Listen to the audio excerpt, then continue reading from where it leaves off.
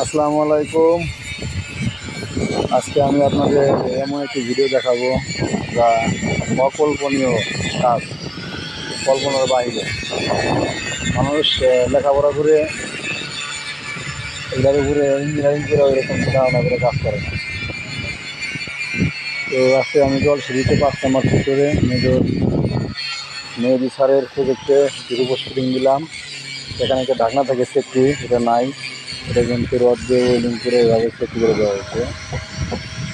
এখানে নাই সিল, নাই সিল এখানে রড দেওয়া হয়েছে।